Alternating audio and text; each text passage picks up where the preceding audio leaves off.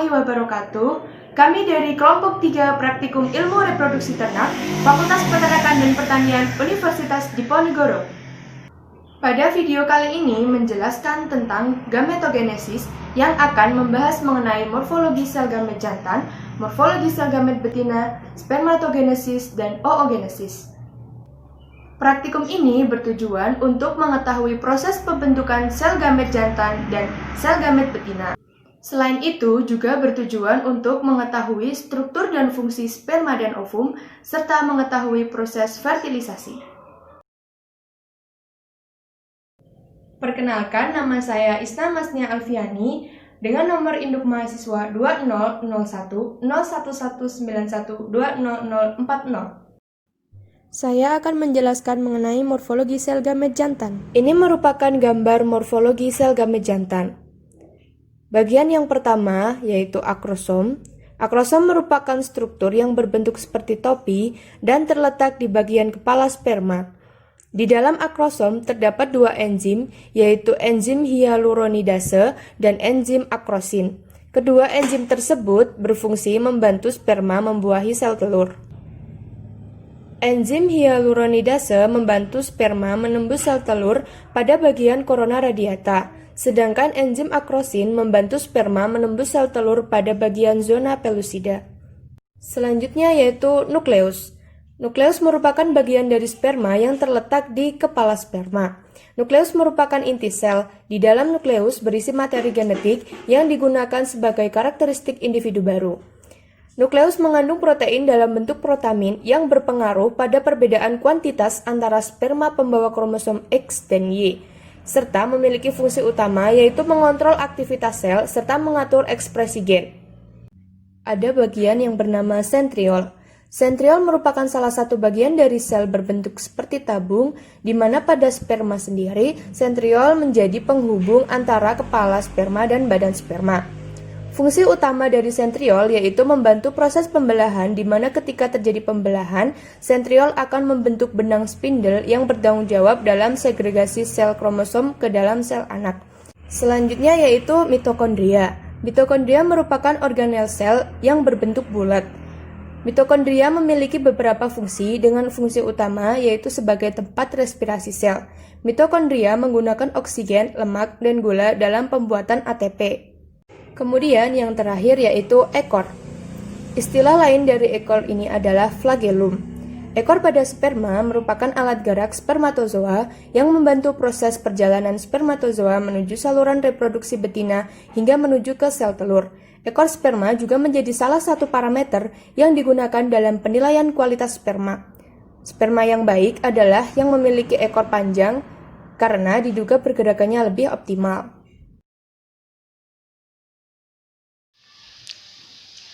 Perkenalkan, nama saya Yovina Nihiyatul Husna. Di sini saya akan menjelaskan morfologi sel gamet betina atau ovum. Morfologi sel gamet betina atau ovum itu terdiri dari korona radiata, sitoplasma, membran vitelin, zona pellucida, dan nukleus. Yang pertama itu korona radiata. Korona radiata merupakan bagian terluar dari sel ovum. Korona radiata berfungsi sebagai pelindung. Korona radiata mengandung enzim hyaluronik yang hanya bisa ditembus oleh enzim hyaluronidase yang dihasilkan oleh sperma. Sel granulosit merupakan sel terluar ovum yang terdiri dari sel-sel granulosa. Sel granulosa akan berkembang menjadi oovus cumulus yang berlapis-lapis yang kemudian akan mengelilingi oosit pada folikel preovulatori. Fungsi dari sel granulosa adalah sebagai tempat transportasi nutrisi bagi oosit.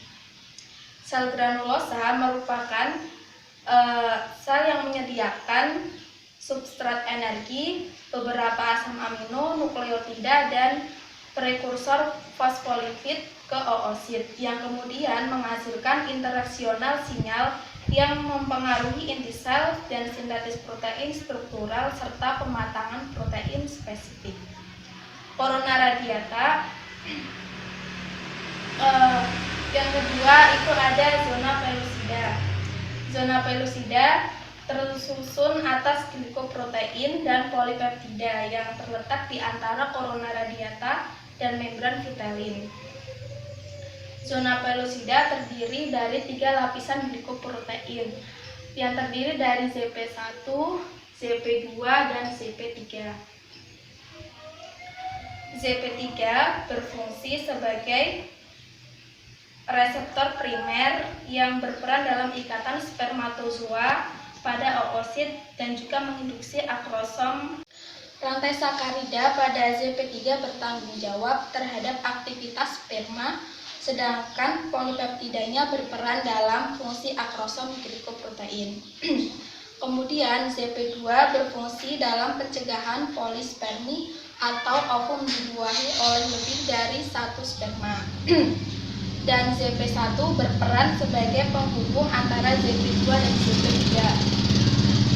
Zona pelusida hanya dapat ditembus oleh enzim akrosin yang dihasilkan oleh sperma. Kemudian ada membran vitelin. Membran vitelin merupakan bagian terdalam dari lapisan pelindung primer yang terletak di antara sitoplasma dan zona pelusida. Membran vitelin berfungsi untuk menyeleksi sperma dan memblokade sel sperma serta proses difusi dan pengangkutan aktif.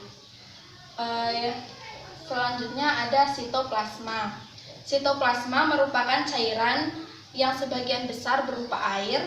Sitoplasma berfungsi sebagai tempat pelepasan kepala dan ekor sperma pada proses fertilisasi. Sitoplasma juga berfungsi untuk mentransfer nutrisi dan metabolisme, memberi bentuk sel sebagai pelarut seluruh protein dan senyawa yang ada pada sel. Yang terakhir ada nukleus. Nukleus merupakan pusat pengatur seluruh kegiatan sel.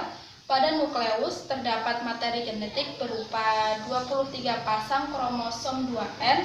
Satu pasang kromosom menentukan jenis kelamin dan disebut kromosom XX. Kemudian kromosom yang lain disebut autosom. Satu kromosom terdiri dari 2 kromatin. Pada kromatin membawa benang-benang gen yang disebut DNA. Nukleus juga berfungsi sebagai pengkoordinasikan gen pada pembelahan sel, memproduksi mRNA untuk mengkode protein gen, dan tempat terjadinya replikasi dan transkripsi DNA dan RNA. Assalamualaikum warahmatullahi wabarakatuh. Perkenalkan, nama saya Kevin Akbari Demareto dari kelompok 3D. Di sini akan mempresentasikan proses spermatogenesis. Spermatogenesis adalah proses pembentukan sel gamet jantan atau sel sperma. Spermatogenesis terbagi menjadi 3 tahap, yaitu spermasitogenesis, spermiogenesis, dan juga spermiation atau spermiasi. Tahap spermatogenesis yang pertama adalah spermasitogenesis. Spermasitogenesis ini dimulai ketika spermatogonium yang berkromosom 2N atau diploid bermitosis menjadi spermatosit primer yang berkromosom 2N juga.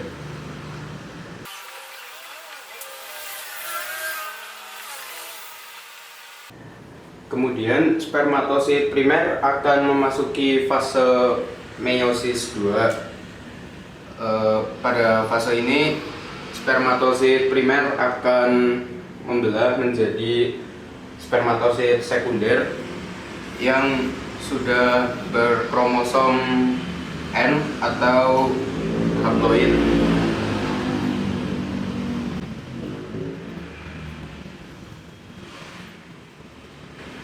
Pada proses meiosis 1 ini juga biasa disebut dengan spermiogenesis. Kemudian spermatosit sekunder akan memasuki fase meiosis kedua menjadi spermatid.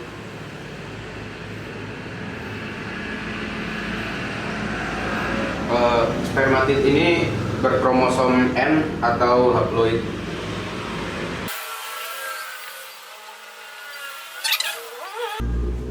Kemudian spermatid akan berdiferensiasi atau penyempurnaan morfologi seperti penambahan flagela menjadi sperma yang sempurna atau sperma yang dewasa.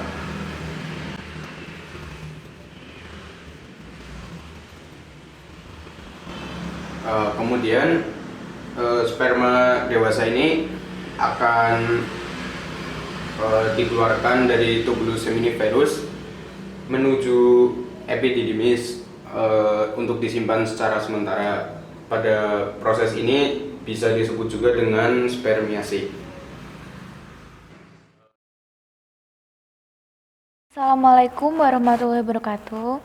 Perkenalkan, nama saya Hilwa Putri Salsabila, NIM 230111919069 dari kelompok 3D. Dalam video kali ini, saya akan membahas tentang oogenesis atau pembentukan sel telur atau ovum. Oogenesis merupakan proses pembentukan sel telur atau ovum yang terjadi di dalam ovarium betina.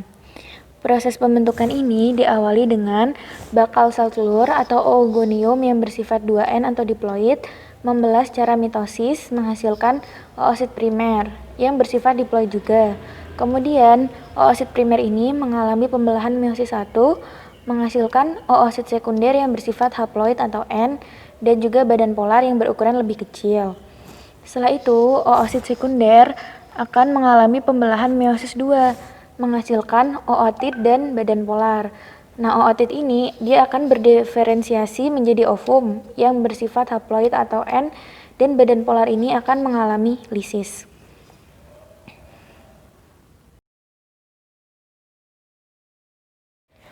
Kesimpulan dalam video praktikum kali ini adalah sel yang berperan dalam organ reproduksi adalah sel gamet jantan atau sperma dan sel gamet betina atau ovum. Sel gamet jantan atau sperma terdiri dari akrosom, nukleus, sentriol, dan mitokondria. Pembentukan sel gamet jantan atau spermatogenesis terjadi di dalam tubulus seminiferus pada organ reproduksi jantan yang terbagi menjadi 3 tahapan. Kemudian, sel gamet betina atau ovum terdiri dari sel granulosit, zona pleusida, membran vitelin, sitoplasma, dan nukleus. Pembentukan sel telur atau oogenesis terjadi pada ovarium betina, dimulai dari bakal sel telur bersifat diploid hingga berbentuk sel telur yang siap untuk dibuahi. Bila ada kesalahan, mohon dimaafkan. Wassalamualaikum warahmatullahi wabarakatuh.